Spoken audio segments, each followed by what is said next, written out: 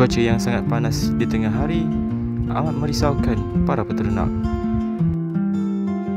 Cuaca seperti ini akan menyebabkan ayam ternakan kita tercungap-cungap dan sehingga menyebabkan setengah ternakan ayam kita boleh membawa maut.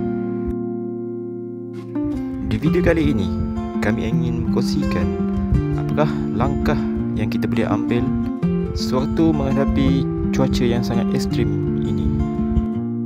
Selamat menonton.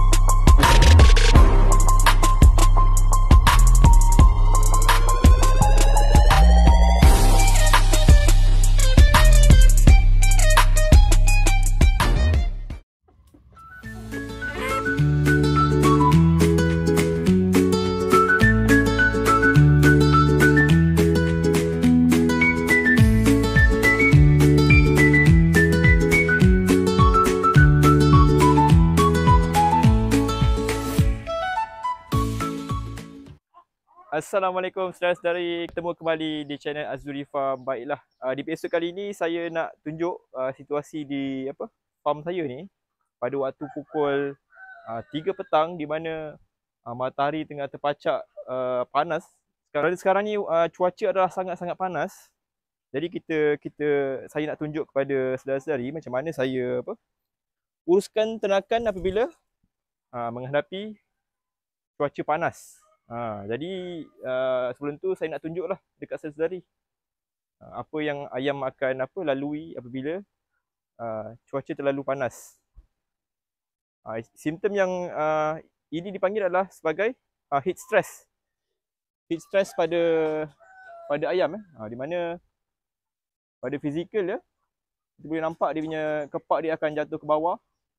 Kepak dia jatuh ke bawah dan dia akan macam tercungap-cungap, nampak tu.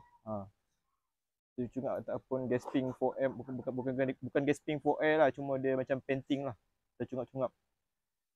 Tercungap-cungap, kepak jatuh ke bawah. So saya nak hari ini saya nak berkongsilah kepada saudara-saudari apa yang tindakan yang saya akan buat apabila kita melalui cuaca yang sungguh ekstrim seperti ini, cuaca panas ni. Okey, langkah pertama saya akan buat adalah saya akan siram pada bumbung-bumbung yang ada pada reban-reban ayam saya ni. So ini adalah langkah pertama yang saya buat. Saya akan siram. So tujuan saya siram ni adalah untuk kita turunkan dia punya suhu panas ni. So dia membantu sikitlah supaya ayam ni tidak terlalu panas. Pertama kita akan simbah dia punya bumbung ni. Semua bumbung yang ada pada reban-reban saya ni. Siram sekejap je ni. Dia automatik suhu kawasan reban kita ni akan berkurang. Lantai-lantai ni kita siram, mana yang terdedah dengan cahaya tu kita siram. Panas tu. Panas. Ayam-ayam tercungap semua. Bumbung sini kita siram. Surah macam ayam gantung ni, tak apa, kita siram dekat bagi dia basah sikit pun tak apa. Bagi turunkan suhu badan dia. Ni bumbung kita siram dan kalau tuan-tuan kalau saudara-saudari perasan, kawasan saya ni banyak pokok. Jadi kita siram semua yang ada pokok sini, kita siram daun dia. Dia membantu mengurangkan suhu.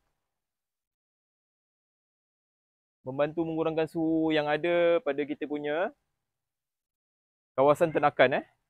Tu ada bumbung sana tu, disiram bumbung. Sini dia dah kurang sikit dia punya suhu tu. Dah kurang. Okay, ini adalah langkah pertama yang saya akan buat. Siram je semua yang ada ni.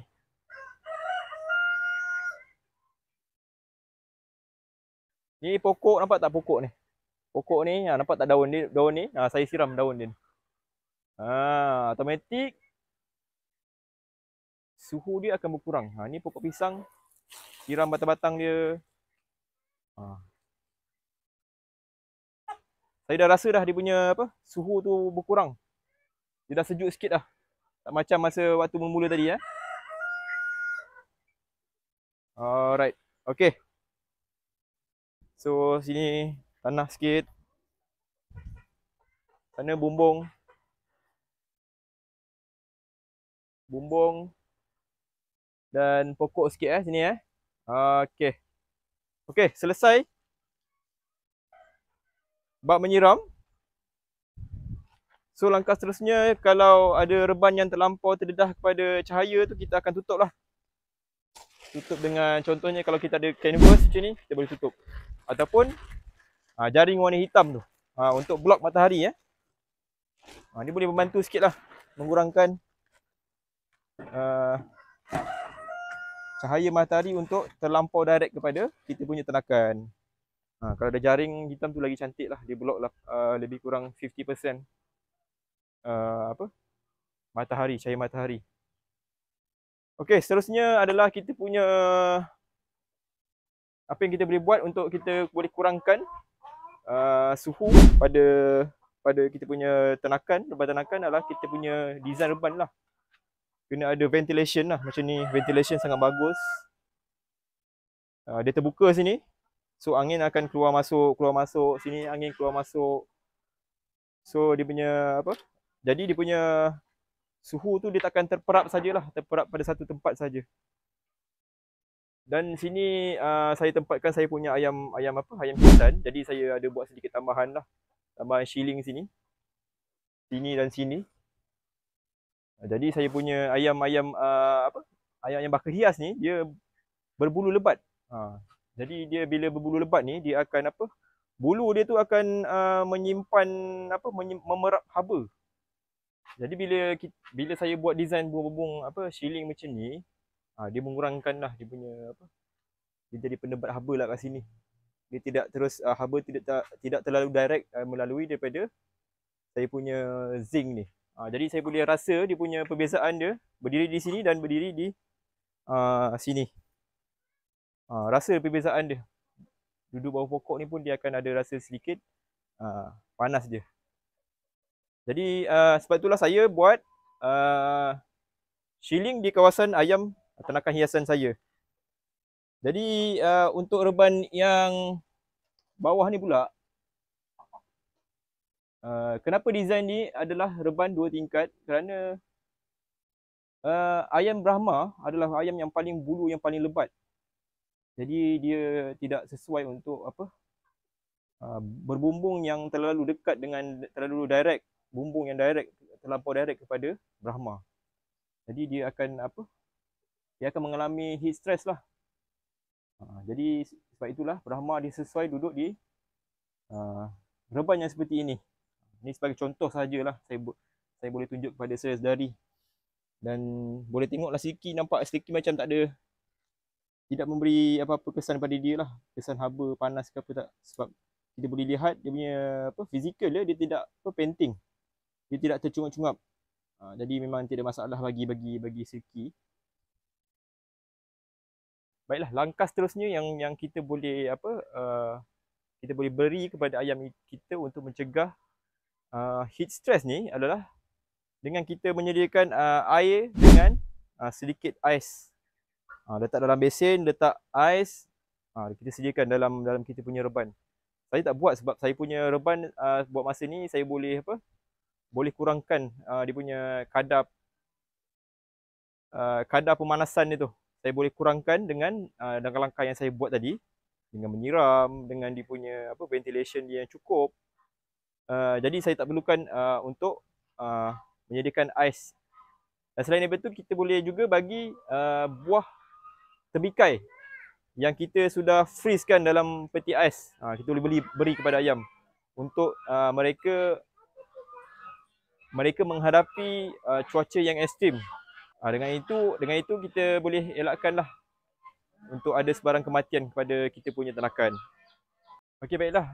Langkah terakhir yang kita perlu lakukan adalah kita perlu menyediakan elektrolit. Elektrolit ni adalah untuk membantu tanakan kita melawan heat stress yang mereka telah hadapi. Jadi elektrolit adalah sangat penting pada tanakan untuk mereka menghadapi heat stress. Baiklah, sebenarnya saya punya elektrolit tu dah habis. Jadi hari ni saya nak tunjukkan kepada saudara-saudari apa yang kita boleh buat untuk hasilkan elektrolit sendiri. Okey. Bahan yang pertama adalah gula. Gula ni pentinglah untuk memberi tenaga kepada kita punya ayam. Yang kedua adalah garam. Garam juga penting untuk sumber sodium kepada ayam untuk mereka menghadapi dehidrasi. Yang ketiga adalah baking soda. Baking soda ni adalah untuk mengawal pH dalam darah mereka. Jadi bila terlampau panas tu, heat stress tu, dia akan darah tu akan sedikit pH dalam darah tu tidak stabil. Jadi ini adalah sukatan untuk saya tunjukkan pada saudari, sukatan untuk 4 liter air. Ni 1 tablespoon soda, gula 1 tablespoon. Gula nak lebih sikit pun boleh, 2 tablespoon. Dan garam. Garam pun 1 tablespoon. Okey, itu saja. Untuk saudari yang tiada elektrolit lah di rumah, boleh cuba cara ni lah, ya. Jadi kita isi air, penuhkan 4 liter air ni. Ni Haji tutup gula. Tutup. Okey, untuk maklumat saudari, air elektrolit ni adalah hanya perlu diberi dalam masa 3 hari saja. Selepas 3 hari ni tidak boleh bagi lagi lah, sebab elektrolit ni tidak boleh berlebihan untuk diberikan kepada tanakan kita. Jadi dia akan, bila terlampau banyak tu, dia akan garam ni tidak baik lah untuk ayam. Okey, Amat tu air mah. Amat tu air. Kacau. Dan kita boleh beri kepada kita punya tenakaan. Okeylah, baiklah saudara-saudari, bukan setakat kita punya tanakan je kita perlu menjaga di masa cuaca yang ekstrim ini. Anak-anak pun kita kena jaga juga. Jangan bagi dia main dekat terlampau, jangan bagi mereka main di tempat yang terdedah dengan cuaca yang sangat panas. Boleh kalau setakat tempat kita macam pokok ni yang redup ni, boleh lah. Baiklah, setakat di sini saja perkongsian kami pada episod kali ini. Diharap saudara-saudari semua dapat belajar sesuatu dan boleh amalkan sesuatu pada tenakan saudara-saudari. Jadi sampai di sini saja perkongsian saya kali ini. Sehingga kita berjumpa di episod seterusnya. Assalamualaikum dan selamat menternak.